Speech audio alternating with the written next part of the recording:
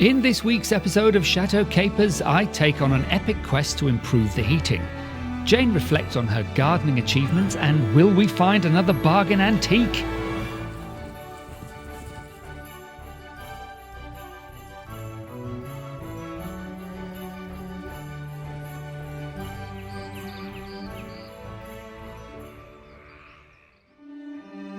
As a kind of extension to our mini honeymoon, we headed back to the UK for the weekend.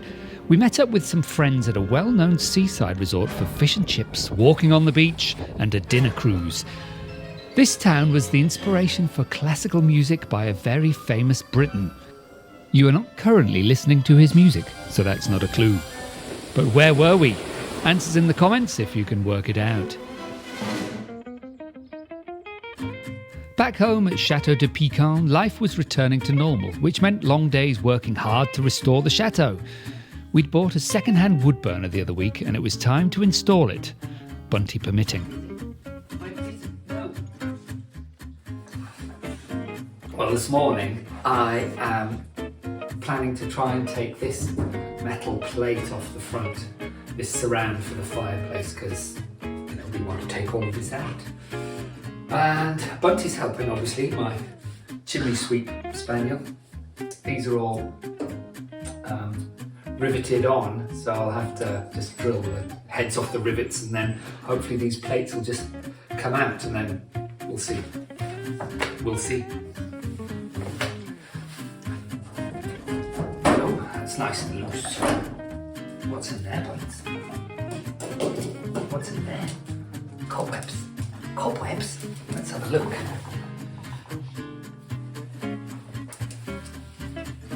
It's entirely cobwebs.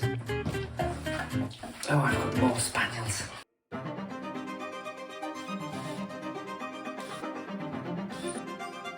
The pop rivets drilled off very easily, and I was able to remove the front plates. The idea behind the hose and vents is that cold air gets sucked through the bottom vent, heated by the stove, and the warm air gently blows out of the smaller vents above the wood burner. In practice, though, this never really worked in our kitchen, and it was very hard to keep the room warm in winter. I had no qualms, therefore, about ripping out this poorly performing stove in favour of one we hope will give off more heat into the room. Too lazy to collect cobwebs in a duster, I set fire to them instead. The flexible flue liner was connected by a compression collar which was easy to release. I noticed that the flue was quite wide, wider than the exit from the replacement stove. I might need to find an adapter. I probably should have asked for help moving the stove as it weighs well over 100 kilos, but I wanted to get it out of the way as quickly as possible. These furniture moving trucks have proved to be so useful here at the chateau. We've moved all sorts with them: wardrobes, radiators, a marble work surface, and now wood-burning stoves. With the old stove removed, we could finally see just how large the fireplace was. These angle brackets may come in handy when I make a register plate for the chimney. Once again, I chose to burn away the cobwebs rather than use a duster.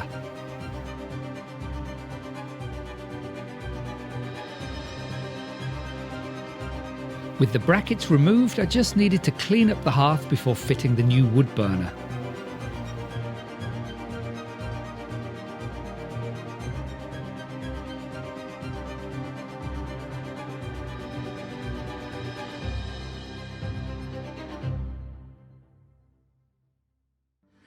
A year ago, there was no garden here. There was no garden to speak of anywhere in the chateau, actually. And I set about creating this, and more or less it has lived up to my expectations.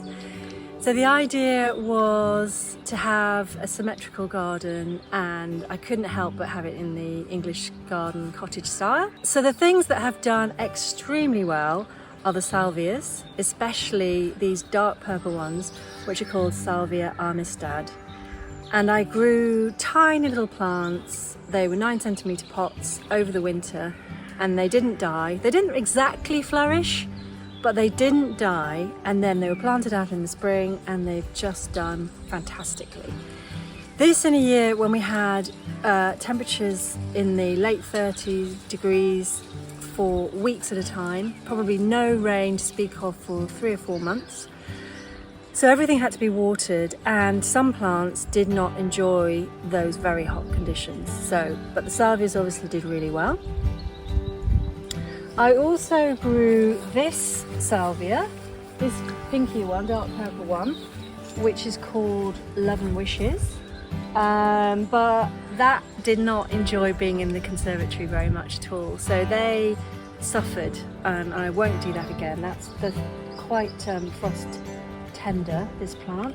This one is another salvia, but it's not frost tender, and although it's not spectacular to look at, it smells absolutely amazing. It sort of smells of blackcurrant to me. It just smells delicious.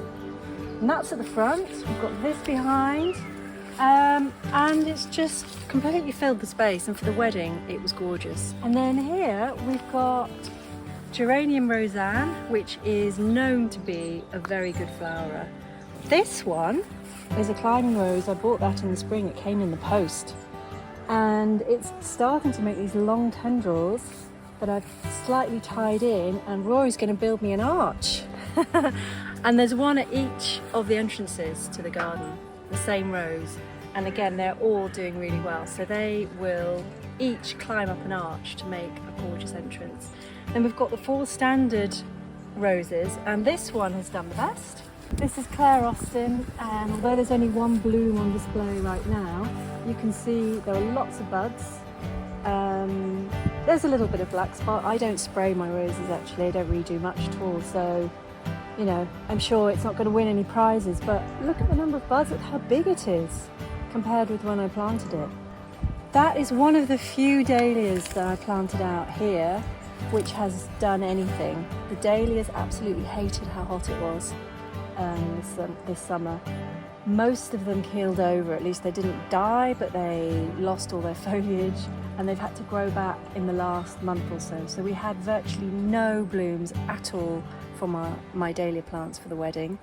This is a month on, and that one's actually looking like a really strong plant now. Knowing that the salvias are not fully frost hardy, especially this one, and also Amistad, I have taken some cuttings, and I've never done that before, and so I am a complete novice, but I followed Monty Don's video instructions, and the recommendation was to have non-flowering side shoots 6 to 8 centimeters long with at least 2 sets of leaf nodes along the length.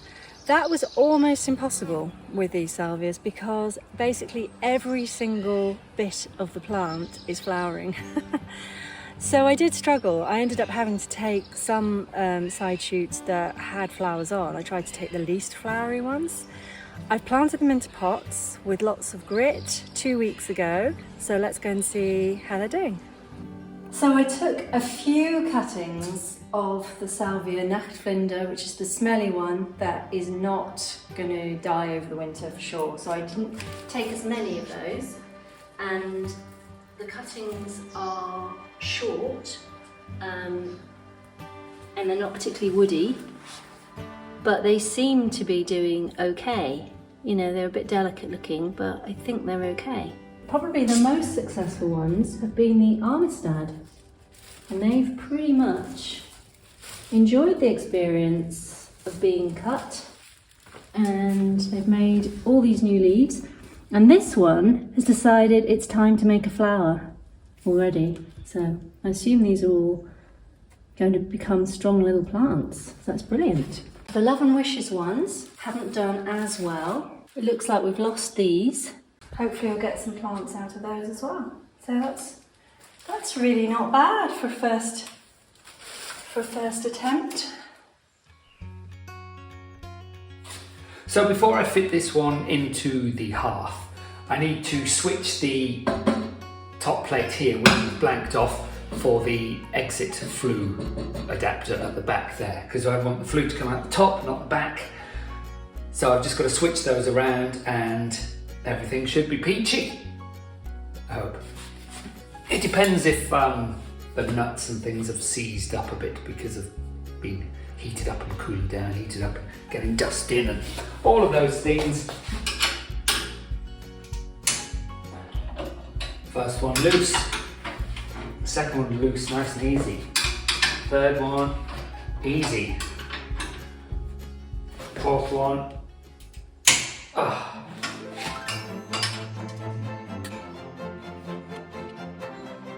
When we bought it, we were told that this replacement stove was only a year old, which may explain why all the nuts and bolts were loosening without much resistance.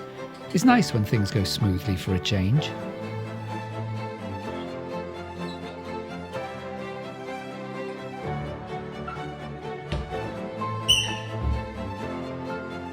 With the flue exhaust altered, it was time to roll it into position.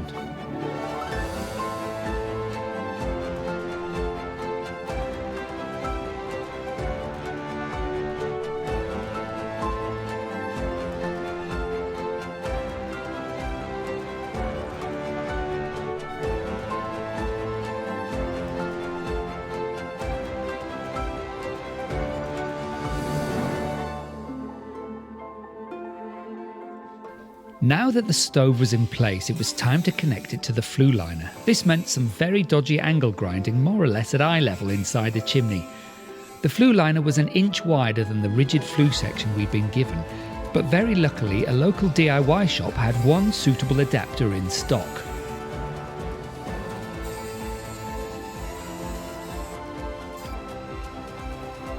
Against all odds, I managed not to set fire to my hair, chop off a finger or blind myself.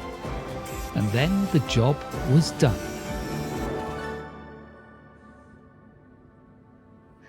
Are you pleased with your new fire? So far, it looks brilliant. I think the idea that the whole thing is going to be warm rather than just a tiny little square that used to get warm is very exciting. It's quite cool looking, isn't it? Once this kitchen's done, it'll be a really nice focal point for keeping warm and cuddling spaniels. Definitely. It's brilliant. Well done, Rory. It's amazing. Oh, thank you. What an achievement in one day. It looks so different, doesn't it? Yeah, it does. And all for the better. Welcome to Jane's Find of the Day with Jane. Hello and welcome to this week's Find of the Day at Château de Pican. Today I'm going to be talking about this.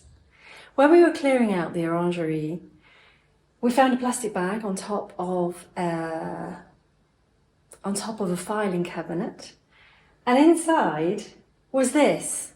And as you can see, it's a little bit macabre at first glance. It's got fingernails. This reminded me of an Elizabethan era, maybe a cuff designed to depict an Elizabethan costume. These marks, however, might make you think that the hand is wearing something.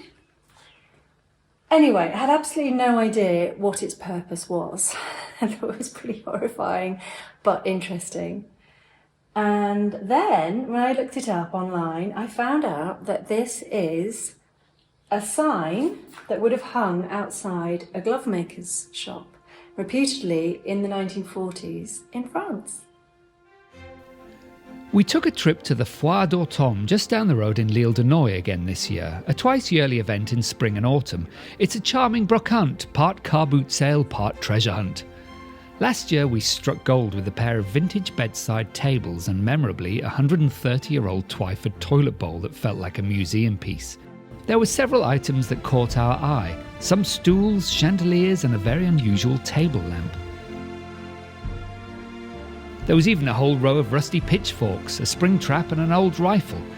Clearly now that Belle and the Beast are happily married, there's a clearance sale on Angry Rabble essentials. You could even get a witch's broom for €1, or for just €3 more you could fly automatic. Well, we've just found something rather wonderful. Initially, I was attracted to the store because it said it had jus de raisin, grape juice, and it wasn't very expensive. Buy it by the litre, €2 plus 80 centimes for the bottle. I thought that sounds good.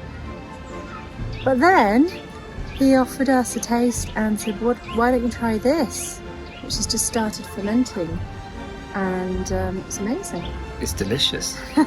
It tastes, as soon as it's on your mouth, it tastes a bit alcoholic, but then turns back to grape juice, and it's just very Moorish. Yeah, sparkling grape juice. So there's almost no alcohol at all in it, because it's barely started. Is it mousse de fermentation or something like that? Apparently. Perhaps. But it's lovely. If you get the chance, try it. Yeah, it's lovely. And this is the only purchase we've made today. We're keeping our money close today. The moment that perhaps none of you have been waiting for.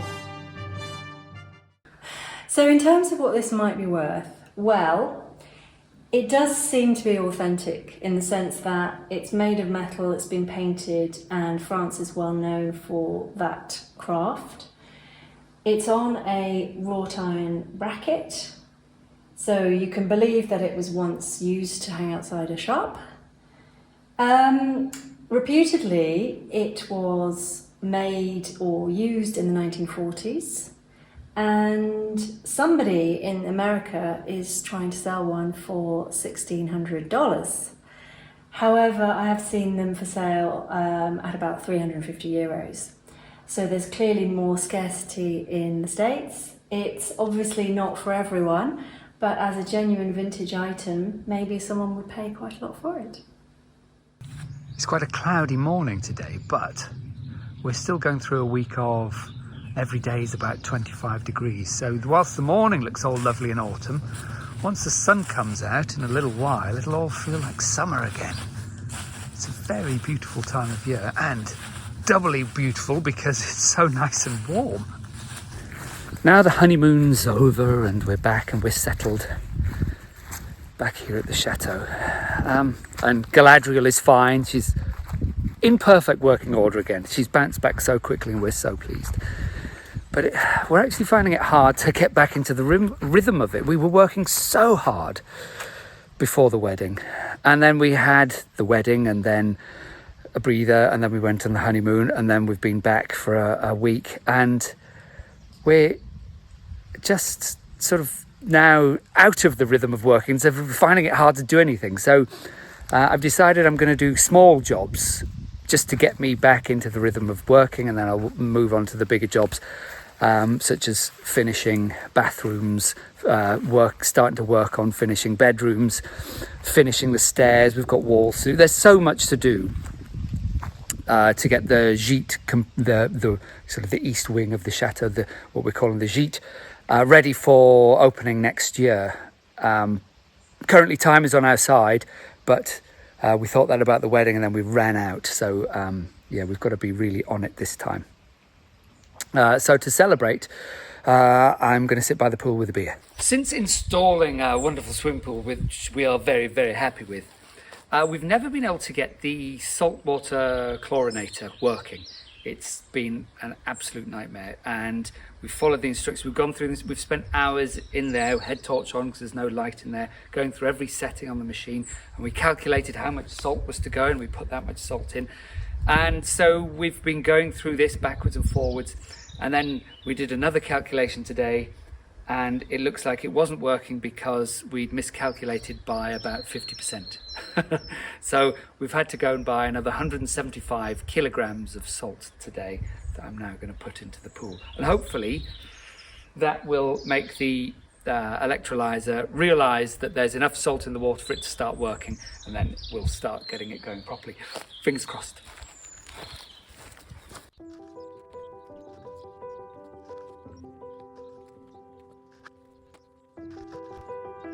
I'll start with 6 because that's the amount that we think we were short, but we bought an extra bag in case we need a little bit more. So I'll do 6.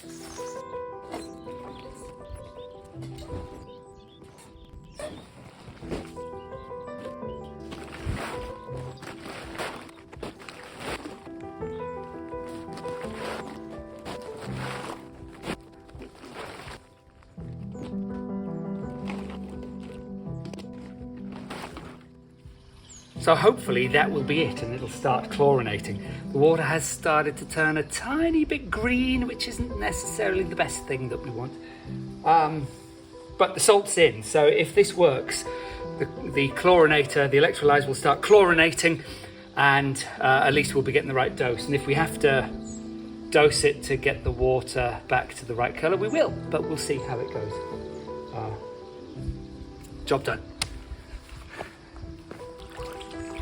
Always impatient, I decided to jump in the pool and kick the salt about a bit to try and help to dissolve it a little faster.